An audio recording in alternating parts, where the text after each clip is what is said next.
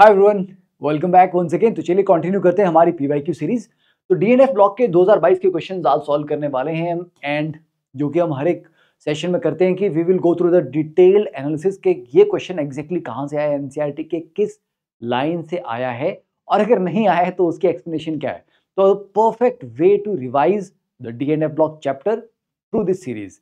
चलिए स्टार्ट करें। Question number 1 देखिए, which of the following has least tendency to liberate H2 from mineral acid? 30 second है, जल्दी से जल्दी आंसर दीजिए। देखिए H2 को मिनरल एसिड से लिबरेट करने का मतलब क्या है? एसिड में H पॉजिटिव आयंस होते हैं। H पॉजिटिव को H2 बनाने का मतलब है कि it has to undergo reduction. तो ये रिड्यूस होगा तो somebody else has to get oxidized, right?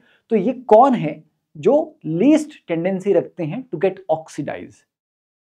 जिसका एसआरपी पॉजिटिव होगा, ऑब्वियस सी बात है, राइट? कॉपर, क्या कॉपर 2 पॉजिटिव में ऑक्सीडाइज होना चाहता है? नहीं सर, कॉपर से कॉपर 2 पॉजिटिव में जाने का जो ऑक्सीडेशन पोटेंशियल है वो -0.34 होगा। ऑक्सीडेशन पोटेंशियल की बात कर रहा हूं, रिडक्शन की नहीं।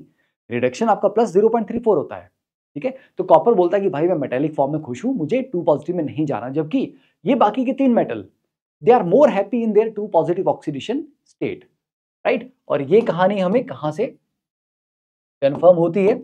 देखिए पहले एग्जांपल 8.6 अगर आप देखो, यहां पे M2 पॉजिटिव से M, ठीक है? ये एसआरपी वैल्यू देखो सारी, इसमें कॉपर को छोड़ के बाकी सारे नेगेटिव हैं। मतलब कॉपर जो है वो 2 पॉजिटिव से वापस मेटल में जाना चाहता है, doesn't want to stay in 2 positive, जबकि बाकी सारे के सारे they want to stay in the 2 positive. अब सर एग्जैक्ट ये स्टेटमेंट जो है, क्या ये कहीं लिखी है? क्योंकि इस डेटा से, इस सॉल्व्ड एग्जांपल से या एसआरपी की वैल्यूज के बेसिस पे तो हम आंसर दे पाएंगे, डेफिनेटली दे पाएंगे, but yes we have this written exactly. ये देखिए trends in the M2 positive to M standard electrode potential, यहां पे सिर्फ कॉपर है जो 0 से ऊपर है, राइट? बाकी सारी वैल्यू जो है नेगेटिव है, सिर्फ कॉपर की वैल्यू जो वो पॉजिटिव है। तो the unique behaviour of copper having a positive E naught accounts for its inability to liberate H2 from acids. Exactly भी लिखा हुआ मिल गया ना? चलिए, तो ये इंपॉर्टेंट है, ग्राफ पे भी ध्यान दें इसके ऊपर। नेक्स्ट क्वेश्चन देखिए, the disproportionation of manganate ion in acidic medium resulted in the formation of 2 manganese compounds A and B. If the oxidation state of manganese in B is smaller than that of A, then the spin-only magnetic moment value of B in Bohr magneton is. Nearest integer तक आपको बताना है। अब ये तो बच्चों को याद होना चाहिए, इतना आसान और इतना फ्रिक्वेंटली पढ़ा जाने वाला टॉपिक है ये, ठीक है? देखो हमने पढ़ा हुआ है कि मैंगनेट एसिडिक मीडियम में क्या करता है, इट फॉर्म्स, देखो पहले MnO2 को KOH प्लस एयर की प्रेजेंस में K2MnO4 बनता है, मतलब MnO4 नेगेटिव मैंगनेट आयन, और ये मैंगनेट आयन एसिडिक मीडियम में डिस्प्रपोर्शनेट होके, क्योंकि इसमें मैंगनीज की ऑक्सीडेशन स्टेट है +6, ये जा रहा है MnO4 नेगेटिव +7 और MnO2 +4 में, ठीक है? तो यहां पर आप लिख सकते हो कि MnO4 2 नेगेटिव एसिडिक मीडियम में डिस्प्रोपोर्शनेट होके MnO4 नेगेटिव प्लस MnO2 में कन्वर्ट हो रहा है। यहाँ पे ये +7 है, यहाँ पे ये +4 है, ठीक है? तो oxidation state of manganese in B is smaller, तो ये आपका B होगा और ये A होगा। तो B की स्पिन-ऑनली मैग्नेटिक मोमेंट आपको निकालनी है। तो बच्चे Mn4 पॉजिटिव अगर आप लिखेंगे तो मैंगनीज 4 पॉजिटिव का इलेक्ट्रॉनिक कन्फिग्रेशन क्या होगा? मैंगनीज का होता है 4s2 3d5, 2 इलेक्ट्रॉन निकाल दो, 4s0 हो गया, 2 और निकाल दो, 3d3 हो गया, ये हो गया 4s0 3d3। तो mu is equal to √3 into 3 + 2 कितना हो गया? √15, अप्रोक्सीमेटली 4 आ जाएगा, है ना? अप्रोक्सीमेटली नियरेस्ट इंटीजर में, तो आंसर इज 4। तो मैंगनीज की प्रिपरेशन, मतलब परमैंगनेट आयन की प्रिपरेशन बहुत इंपॉर्टेंट है, K2Cr2O7 की प्रिपरेशन बहुत इंपॉर्टेंट है। चलिए नेक्स्ट क्वेश्चन देखो, तो f orbitals are half and completely filled respectively. ये पहले वाले में हाफ फिल्ड होंगे और सेकंड वाले में कंप्लीटली फिल्ड है। ये भी मैंने आपको लास्ट लेक्चर में कहा था कि लेंथेनाइड एक्टिनोइड में, खास करके लेंथेनाइड्स में, जितनी भी हाफ फिल्ड और फुल्ली फिल्ड कन्फिग्रेशन हैं उनको एटलीस्ट याद रखिए, ठीक है? तो इसके लिए अगर आप यहाँ पे देखेंगे एग्जैक्टली हाफ फिल्ड और फुल्ली फिल्ड में, तो एक ये आ जाएगा हमारे पास 4 पॉजिटिव में F7, दिस इज टर्बियम, और 2 पॉजिटिव में इटर्बियम आ जाएगा, ठीक है? F14, ठीक है? तो टर्बियम 4 पॉजिटिव और ytterbium 2 positive, terbium 4 positive, ytterbium 2 positive, third option. तो ये तो डायरेक्टली डेटा बेस था, इसमें कुछ डिस्कस करने वाला लॉजिक बेस तो कुछ बात नहीं थी।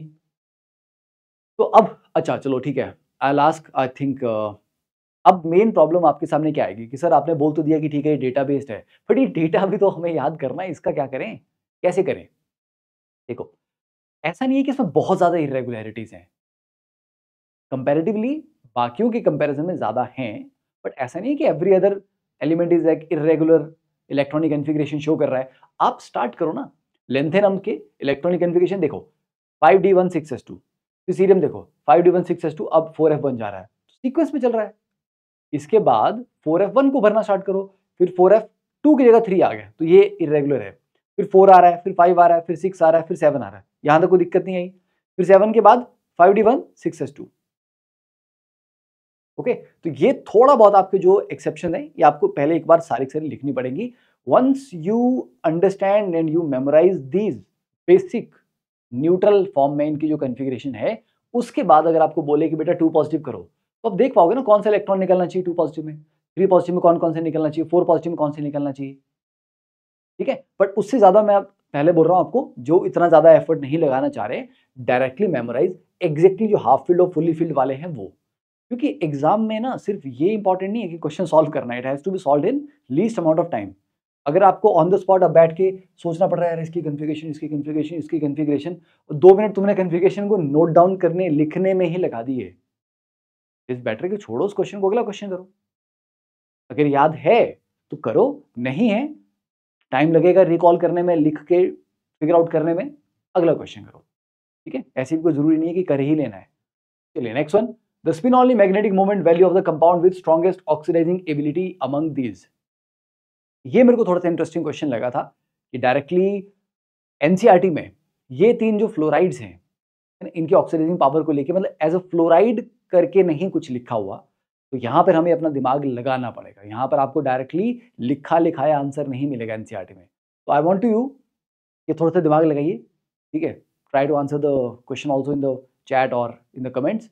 क्या लग रहा है आपको? ठीक है, अब देखो, अब इसके सॉल्यूशन की बात करते हैं। ऑक्सीडाइजिंग एबिलिटी, दूसरे को ऑक्सीडाइज करना तो खुद रिड्यूस होना पड़ेगा। ये भाई साहब +4 में है, तो 4 वाले को लोअर ऑक्सीडेशन स्टेट में जाना पड़ेगा। तो 4 के बाद किस में जाना चाहता है? मैंगनीज को आपने जनरली देखा होगा हमेशा हायर ऑक्सीडेशन स्टेट से it wants to come down to +2, right. MnO4 negative है, +7 से Mn2 पॉजिटिव में जाता है। MnO2 भी +4 से जनरली Mn2 पॉजिटिव में जाता है। तो manganese is more happy in +2 oxidation state. तो ये जो 4 वाला है, अगर इसको ऑप्शन मिले तो ये Mn2 पॉजिटिव में जाना चाहेगा। 3 पॉजिटिव वाला है, ये भी Mn2 पॉजिटिव में जाना चाहेगा। और 2 पॉजिटिव वाला, हाँ ये तो फिर मैंगनीज में ही जाएगा, राइट। तो हमें इसकी क्या टेंडेंसीज हैं इनके ऊपर बात करनी पड़ेगी। तो चलिए इसके ऊपर बात अगर हम करें, पहला देखो, this is directly from NCERT. An examination of the E not values of the redox couple 3 to 2, है ना, कि अगर वो 3 पॉजिटिव से 2 पॉजिटिव में जाए तो देखो manganese 3 positive and cobalt 3 positive ions are the strongest oxidising agents. Why manganese 3 positive? क्यों? देखो, क्योंकि मैंगनीज 3 पॉजिटिव में D4 है और 2 पॉजिटिव में D5 है। मैंगनीज बोलता है यार मेरे को D5 में रहना है, एग्जैक्टली हाफ फील्ड कन्फिगरेशन में रहना है, तो it wants to go back to D5।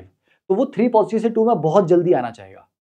अब आप बोलोगे सर सेम चीज तो यहां पर भी अप्लाई होनी चाहिए, ये वाले भाई साहब भी जो मैंगनीज 4 पॉजिटिव में है D3, ये भी आना चाहेगा 2 पॉजिटिव में। हाँ, आना वो भी चाहेगा, that is true, but D3 में वो एटलीस्ट ये तो बोल सकता है ना कि चलो यार D3 है तो T2G मेरा हाफ फील्ड है, it's not that bad of a situation. D4 में ना तो उसका T2G वाला सेक्शन हाफ फील्ड हो रहा है, ना उसका प्रॉपर क्या ना कि पूरे 5 के इलेक्ट्रॉन आपके सिंगल सिंगल फील्ड है, T2G और EG दोनों हाफ फील्ड है, ऐसा भी नहीं हो रहा। तो D4 ना इधर का है ना उधर का है, समझे। D5 को ज्यादा स्टेबिलिटी मिल रही है क्योंकि एग्जैक्टली पूरा हाफ फील्ड आ रहा है आपका, और D3 में T2G इज हाफ फील्ड, ऐसा हम बोल सकते हैं। D4 बेचारा कहीं का नहीं है, इसीलिए यहां जो आपके पास Mn4 पॉजिटिव वाला है ये still not that unhappy, Mn3 positive is very unhappy, तो ये बहुत जल्दी Mn2 पॉजिटिव में आना चाहेगा, फाइन। और Mn2 पॉजिटिव की अगर हम बात करें, अच्छा 2 पॉजिटिव टू 0, ये वैल्यू तो दी हुई है, Mn2 पॉजिटिव से 0 जाना चाह रहा है क्या?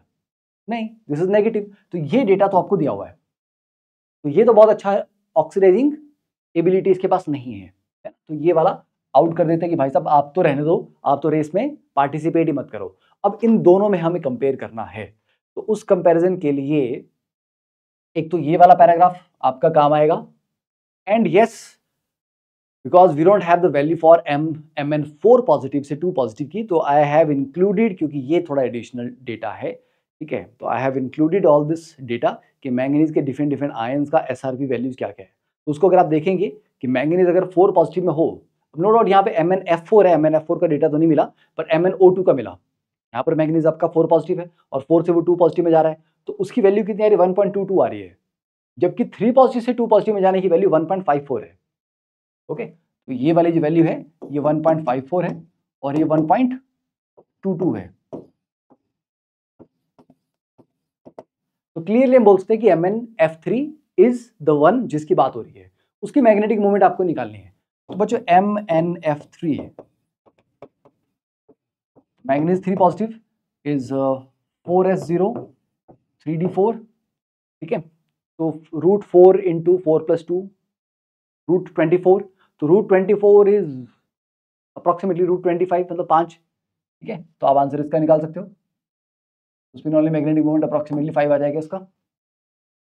तो ये इंटरेस्टिंग क्वेश्चन था, क्योंकि डायरेक्टली लिखाया नहीं आपको ही फिगर आउट करना पड़ेगा फ्रॉम दीज वैल्यूज, और स्टिल एक वैल्यू ऐसी थी जो कहीं एनसीईआरटी में नहीं मेंशन्ड है, तो इन दैट केस आपको उस लॉजिक के ऊपर जाना पड़ेगा कि वो T2G का हाफ फील्ड है ना, तो वो उतना भी बुरा कन्फिग्रेशन नहीं है, वो तब आप सॉल्व कर पाओगे, अदरवाइज नहीं कर पाओगे, ठीक है। चलिए, ये यहाँ पर ऑलरेडी हमारा वैल्यूज हैं, ठीक है, इनको आप रेफर कर सकते हैं।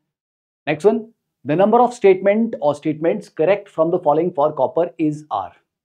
चलिए 1 मिनट फॉर दिस क्वेश्चन, आसान क्वेश्चन है ये तो, लास्ट लेक्चर में ऑलरेडी हमने ये वाली कहानियां पढ़ रखी हैं, ठीक है। देखिए, copper 2 complexes are always paramagnetic, copper 2 जो है वो D9 है, और D9 में डेफिनेट सी बात है अनपेयर्ड इलेक्ट्रॉन होना ही होना है, तो ये बात सही है। Copper 1 complexes are generally colourless, copper 1 positive में क्या है, D10 होता है, तो अब D फिल्ड है सारा, तो DD ट्रांजिशन नहीं हो पाएगी, और जो कलर है उसके लिए एक प्राइमरी रीजन हम देते हैं कि DD ट्रांजिशन होनी चाहिए। वैसे तो उसके अलावा और भी होते हैं तरीके, ठीक है, चार्ज ट्रांसफर मैकेनिज्म होते हैं, ligand to metal, metal to ligand and other things are also, पर मेन DD ट्रांजिशन है। तो उन्होंने ऐसा नहीं बोला कि हमेशा कलरलेस है, तो generally colourless, which is correct, fine.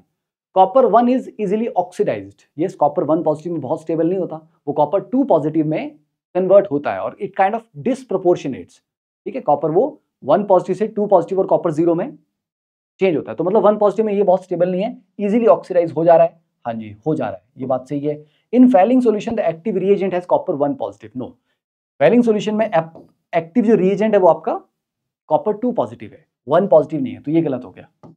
तो कितनी करेक्ट स्टेटमेंट्स हैं, 3 करेक्ट स्टेटमेंट्स हियर, राइट। तो देखो, इस क्वेश्चन से हमने चीजें भी सीखी, तो जिसने क्वेश्चन प्रैक्टिस करना था उसकी क्वेश्चन प्रैक्टिस होगी, और जिसने कुछ इंपॉर्टेंट पॉइंट्स थ्योरी के समझने थे, इस क्वेश्चन के थ्रू उसके वो पॉइंट्स क्लियर हो गए, इसलिए क्वेश्चन के थ्रू रिवीजन बहुत अच्छा रहता है। नेक्स्ट देखिए, the products obtain from a reaction of hydrogen peroxide and acidified potassium permanganate are. ये क्वेश्चन मुझे डाउट है, क्योंकि देखो एनसीईआरटी डीएनएफ ब्लॉक में तो मुझे ये एनसीईआरटी में नहीं मिल रहा है, पर एनसीईआरटी में है ये, ऐसा नहीं है कि इस चैप्टर में है, बट ये डिफरेंट चैप्टर में है। बट अफसोस की बात ये है कि वो चैप्टर अब सिलेबस में नहीं रहा, ठीक है, तो हम इतना भी दुख नहीं मनाएंगे उसका।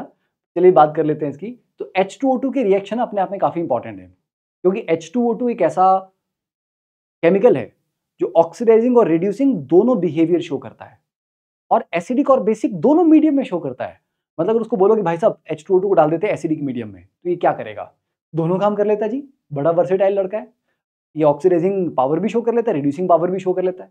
अच्छा, अब बेसिक मीडियम में जो बड़ा वर्सेटाइल लड़का है, वहां पर भी ऑक्सीडाइजिंग पावर शो कर लेता है, रिड्यूसिंग पावर शो कर लेता है, ठीक है, तो ये बड़ा वर्सेटाइल लड़का है, समझे। तो देखिए, this is from hydrogen chapter, क्योंकि हाइड्रोजन में हम H2O2 की प्रॉपर्टीज के बारे में पढ़ते हैं। तो oxidising action in acidic medium में अगर आप देखेंगे, क्योंकि क्वेश्चन आपको क्या पूछ रखा है, reaction of hydrogen peroxide and acidified potassium permanganate, तो एसिडिफाइड मतलब एसिडिक मीडियम में देखें तो KMnO4 plus H positive plus H2O2 gives you Mn2 positive plus H2O plus O2, ठीक है। अब आप बोलेंगे सर हाइड्रोजन चैप्टर सिलेबस में नहीं है, बट बच्चे ये रिडॉक्स का क्वेश्चन भी बन गया ना ये, क्योंकि KMnO4 और H2O2 के बीच में क्या हो जाएगा, रिडॉक्स रिएक्शन हो जाएगा, KMnO4 being the stronger oxidising agent. समझ गए? तो ये H2O2 को ऑक्सीडाइज करके O2 में कन्वर्ट कर रहा है। फाइन। तो अगर आप इसकी बैलेंसिंग भी करें एसिडिक मीडियम में, रिडॉक्स बैलेंसिंग, उसके थ्रू भी आप इसको सीख सकते हैं, समझ सकते हैं। अब यही देखो, ठीक है, reducing action in acidic medium ये था, मैं और एग्जांपल इसलिए दे रहा हूं ताकि आप इनको भी कर पढ़ लो। अब यही देखो, oxidising action basic medium, reducing action basic medium, ठीक है। तो यहां पर भी रिएक्ट कर रहा है MnO4 के साथ, देखिए MnO4 के साथ यहां पर भी रिएक्ट कर रहा है बेसिक मीडियम में, पर वहां पर जो प्रोडक्ट्स हैं वो MnO2 और O2 और OH नेगेटिव एंड वाटर, यहां पर Mn2 पॉजिटिव, ठीक है। तो हमारे पास क्या क्या आ रहा है, Mn2 positive, H2 and O2, ठीक है। तो ये आपके PDF आपको मिल जाएगी इसकी, उसमें से इसको पढ़ के एक बार ध्यान से रिवाइज कर लेना। नेक्स्ट देखिए, न्यूट्रल और faintly alkaline medium, in neutral or faintly alkaline medium, KMnO4 being a powerful oxidant can oxidize thiosulfate almost quantitatively to sulfate. In this reaction, overall change in oxidation state of manganese will be quite easy. 30 second में solve होने वाला question है ये, ठीक है। हमें पता है कि न्यूट्रल और फेंटली अल्कलाइन सॉल्यूशन में जो MnO4 नेगेटिव है ये खुद MnO2 में कन्वर्ट होता है, तो मतलब ये +7 से +4 ऑक्सीडेशन स्टेट में जा रहा है।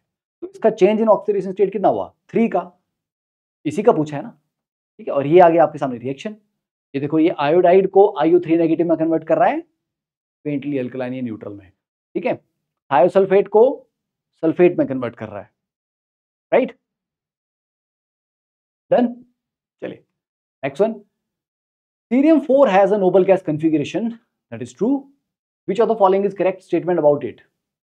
चलिए 30 सेकंड, ये लास्ट लेक्चर में भी पढ़ा हुआ सीरियम के बारे में। तो लैंथेनाइड के इंपॉर्टेंट एलिमेंट्स में से सीरियम है, क्योंकि cerium is a very good oxidising agent in its +4 oxidation state. तो नो डाउट सीरियम +4 में नोबल गैस कॉन्फ़िगरेशन में है, बट इज ही हैप्पी, नहीं, नॉट सो मच। वो बोलता है कि भाई साहब नोबल गैस कॉन्फ़िगरेशन ठीक है, पर बुरा मत मानना, but I will go back to cerium +3 because हम सभी लैंथेनाइड +3 में खुश रहते हैं। I'll go back to +3 and I'm very desperate to go back to +3। तो उसका +4 से +3 में जाने की टेंडेंसी इतनी ज्यादा है कि it acts as a very strong oxidising agent having SRP value of 1.74, ठीक है। दिया हुआ इसका, it's a strong oxidant reverting to common +3 state, fine. तो it will prefer to gain electron and act as oxidising agent, that is true. It will prefer to give away an electron, नहीं, 4 positive से 5 positive में नहीं जाना चाहता। It will not prefer to undergo redox, ऐसा भी नहीं है, इट इज अंडरगोइंग। खुद ऑब्वियस बात है, खुद अगर ये रिड्यूस हो रहा है तो सामने वाले को ऑक्सीडाइज करेगा, रिडॉक्स तो होगा। It acts as both oxidising and reducing, नहीं, it is only oxidising in nature.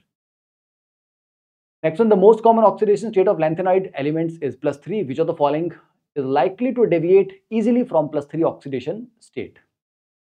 देखो, there are some elements जो +2 में भी एग्जिस्ट करते हैं, +4 में भी एग्जिस्ट करते हैं। अगर आपने वो ग्राफ देखा होगा लैंथेनाइड का पहले पेज पे ही, यहाँ पे उसके साइज है ना, साइज का कैसे ड्रॉप कर रहा है, रेडियस वाला आई थिंक वो ग्राफ है। तो वहां पर आप देखोगे कि एक तो +3 एटम्स हैं, सारे सारे एलिमेंट +3 वाला ग्राफ है वो, बट कुछ उसके ऊपर कुछ नीचे भी दिए हुए हैं, कुछ +4 में है, कुछ +2 में है।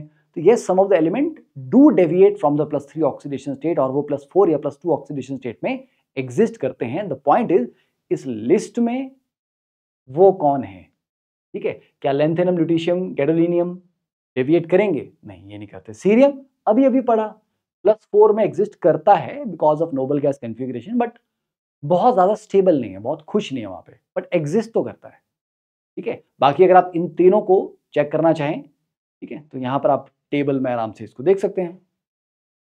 ये देखो, in the lanthanide La3 and Ln3 compounds are predominant species, however occasionally +2 and +4 ions in solution or in solid compounds are also obtained.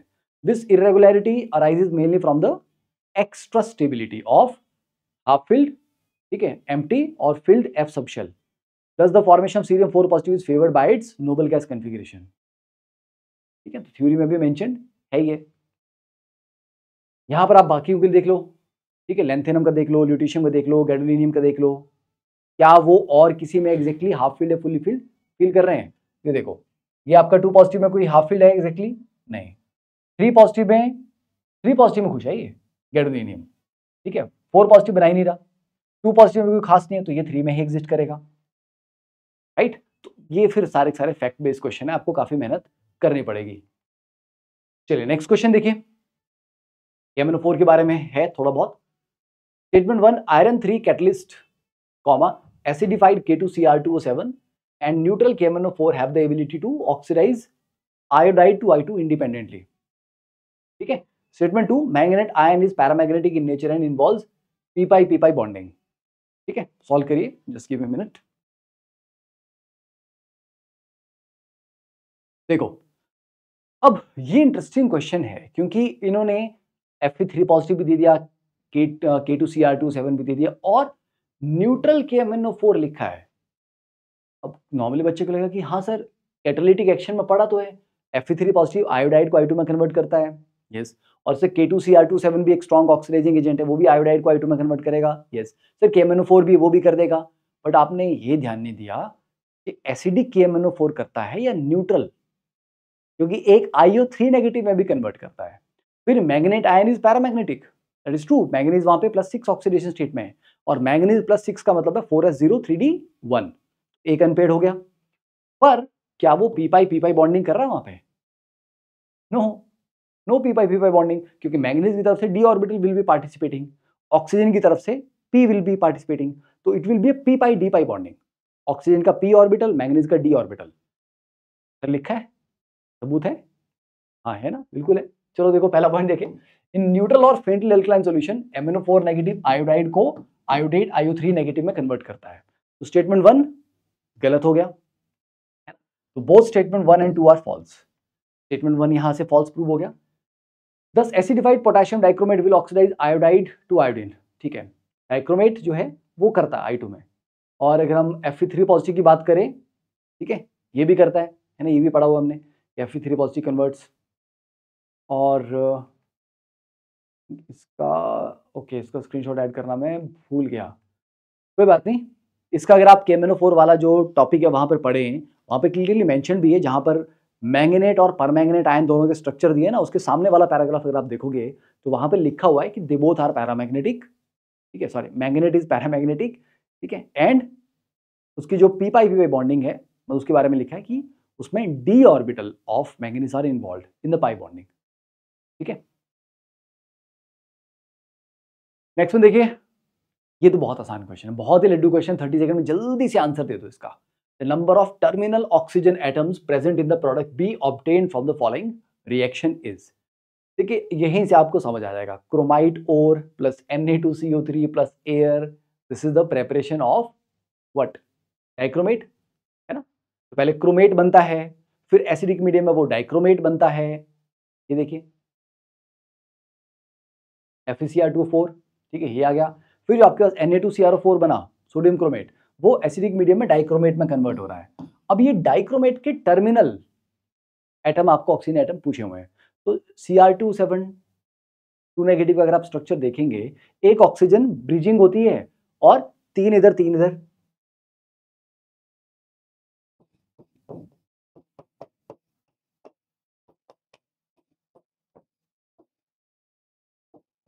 ये 3 3 6 6 आपके पास टर्मिनल एटम है, एक ऑक्सीजन ब्रिजिंग है, तो terminal oxygen atom answer is 6। ठीक है, ये structure भी डायरेक्टली दिया हुआ एनसीईआरटी में। Next one, which of the lanthanide given below is the most stable in divalent form. Again वही बात आ गई कि डाइवेलेंट फॉर्म में सर जिसका एग्जैक्टली हाफ फिल्ड होगा या फुल्ली फिल्ड होगा वही स्टेबल हो सकते हैं। ठीक है, तो इनकी बात कर लेते हैं। यहाँ पे डाइवेलेंट पूछा है, चलो डाइवेलेंट में अगर हम देखें तो डाइवेलेंट में ज्यादा स्टेबल कौन है, यूरोपियम है F7, टर्बियम है F14, ठीक है, इटर्बियम इन्होंने क्या बोला है, most stable in divalent form, okay, ytterbium भी है, यूरोपियम भी है, सीरियम तो सीरियम नहीं आएगा, ठीक है, डाइवेलेंट में नहीं है वो बेचारा, वो आपका 4 पॉजिटिव में चला जाएगा, और 3 में भी ठीक है, वो 4 पॉजिटिव में भी स्टेबल है, तो यूरोपियम आ गया, टर्बियम आ गया, और कौन सा दिया हुआ है, मेरियम, समेरियम नहीं आ रहा, ठीक है। तो यूरोपियम और this is F7, this is F14। Terbium और यूरोपियम में किसको लेंगे फिर हम, most stable in divalent form, I think इसके अकॉर्डिंग तो फिर टर्बियम आना चाहिए answer, because that is F14। Europium भी अच्छा है, F7 है, बट ज्यादा स्टेबल अगर हम दोनों में कंपेयर करेंगे, एक हाफ फील्ड आ रहा है, एक फुली फील्ड आ रहा है, तो इट शुड बी इटर्बियम, ठीक है। बट आई थिंक यहाँ पे इस क्वेश्चन को थोड़ा और अच्छे से प्लान किया जा सकता था। Next on the incorrect statement, statements among A to C is are. ये काफी आसान है, ये हमने पढ़ा भी है, ये तो कई बार टाइट्रेशन की जब बात करते हैं तभी हम ये वाले टॉपिक पढ़ते हैं। देखिए पहला, tungsten 6 is more stable than chromium 6। ये कहानी कब आती है, जब हम बात कर रहे होते हैं कि पी ब्लॉक और डी एंड एफ ब्लॉक में क्या डिफरेंसेस है। देखो पी ब्लॉक में क्या होता है, जब हम डाउन द ग्रुप जाते हैं तो इनर्ट पेयर इफेक्ट की बात पढ़ते हैं हम, कि नीचे वाले elements lower oxidation state show करना चाहते हैं because of inert pair effect. पर डी ब्लॉक में क्या होता है, नीचे वाले एलिमेंट हायर ऑक्सीडेशन स्टेट ज्यादा मतलब विलिंगली शो करना चाहते हैं। जैसे क्रोमियम को बोला जाए कि भाई साहब आप +6 में खुश हैं क्या, क्रोमियम बोलेगा नहीं यार मैं +6 में खुश नहीं, मुझे तो +3 में जाना है। तो I am like very desperate to go back to +3, तो I am a very strong oxidising agent. वही चीज उसके लोअर मेंबर्स को, टंगस्टन को, मॉलिब्डेनम को पूछेंगे आप, are they happy, they are like हाँ we are chill, we are very happy, you know, WO3, MOO3, we are very good in, very stable in +3 or sorry +6 oxidation state. So are you guys oxidizing in nature? No, no, no, we are not oxidizing in nature. They are very happy. साफ साफ लिखा है NCERT ने ये, ठीक है। तो ये बात तो सही है। Then in the presence of HCl permanganate titration provide satisfactory result, no, क्योंकि KMnO4 एक स्ट्रॉन्ग ऑक्सीडाइजिंग एजेंट है और HCl को अगर आप एज एसिडिक मीडियम प्रोवाइड करने के लिए डाल रहे हो तो HCl रिएक्शन में पार्टिसिपेट कर जाएगा। We don't want that. अगर आपने एसिड इसलिए डाला कि वो जस्ट एसिडिक मीडियम प्रोवाइड करे तो भाई it should not participate in the reaction, interfere नहीं होना चाहिए उसका। But KMnO4 will oxidise the Cl negative ion to Cl2, जिसकी वजह से कुछ KMnO4 उस रिएक्शन में भी चला जाएगा। तो जब आप कैलकुलेशन करोगे कि कितना KMnO4 यूज हुआ टाइट्रेशन में, तो कुछ तो मेन रिएक्शन में यूज हुआ, कुछ क्लोराइड के साथ रिएक्शन में खत्म हो गया, ठीक है। तो जो कैलकुलेशन आएगी KMnO4 की, दैट विल बी रॉन्ग, उससे आपका आंसर गलत आ जाएगा। तो ये सेटिस्फैक्टरी रिजल्ट तो नहीं देता, ये इनकरेक्ट है। Some lanthanide oxides can be used as phosphorus, yes, लिखा हुआ डायरेक्टली ये। तो कितनी इनकरेक्ट स्टेटमेंट है, सिर्फ बी हमारे पास इनकरेक्ट है, ठीक है। देखिए अब ये आगा पैराग्राफ एनसीईआरटी का, यहाँ पे दिखा हुआ है in group 6 molybdenum 6 and tungsten 6 are found to be more stable than chromium 6, ठीक है, फाइन। तो ये बोला कि although in the p block the lower oxidation states are favored by the heavier members due to inert pair effect, the opposite is true in the groups of d block। ये आ गया। Second note में दिया हुआ है permanganate titration in the presence of, ये KMnO4 वाला जो topic है उसके नीचे नोट में दिया हुआ है कि permanganate titration in the presence of hydrochloric acid are unsatisfactory, ठीक है, since hydrochloric acid is oxidised to chlorine. Next ये अलग पैराग्राफ है लैंथेनाइड्स वाले में, लास्ट वाला पॉइंट देखिए, mixed oxides of lanthanide are employed as catalyst in petroleum cracking. Some individual lanthanide oxides are used as phosphors, ठीक है। Next one, the maximum number of possible oxidation states of actinoids, ये भी एक अच्छा question है कि कौन सबसे ज्यादा number of oxidation states show करता है। 30 second, easy question, answer is neptunium and plutonium, these two show maximum number of oxidation states. Done. Next one देखिए, acidified manganate solution undergoes disproportionation reaction. The spin only magnetic moment value of the product having manganese in higher oxidation state. अभी थोड़ी देर पहले पढ़ा था, ठीक है। Manganate जो है MnO4 2 नेगेटिव एसिडिक मीडियम में it gives you MnO4 negative plus MnO2, तो ये +7 और ये +4। तो जो हायर ऑक्सीडेशन स्टेट वाला है उसकी मैग्नेटिक मोमेंट निकालनी है। इसमें आपके पास नो अनपेयर्ड इलेक्ट्रॉन, तो जब कोई अनपेयर्ड इलेक्ट्रॉन है ही नहीं तो मैग्नेटिक मोमेंट क्या आएगी, 0 आएगी, ठीक है। अच्छा यहाँ पे इसकी कहानी भी लिख रखी है मैंने ऑलरेडी,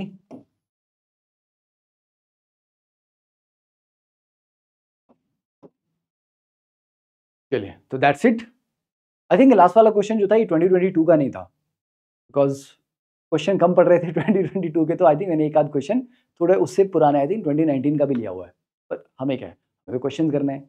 ओके, तो आई होप कि डी एंड एफ ब्लॉक में हमने एक डिसेंट नंबर ऑफ क्वेश्चंस करके अच्छा रिवीजन किया, एनसीईआरटी की इंपॉर्टेंस को समझा, कुछ एक्स्ट्रा भी चीज़ें समझी, डिस्कस की। बाकी परेशान नहीं होना है, जो पी ब्लॉक को कैसे रिवाइज करें वो वाला सेशन भी आप देखें, एनसीईआरटी कैसे अच्छे से कवर करनी है वो भी आप देखें, ठीक है। कीप स्माइलिंग, टेंशन नहीं लेनी है, okay. Take the maximum benefit of these sessions. चलिए, ऑल द बेस्ट, बाय।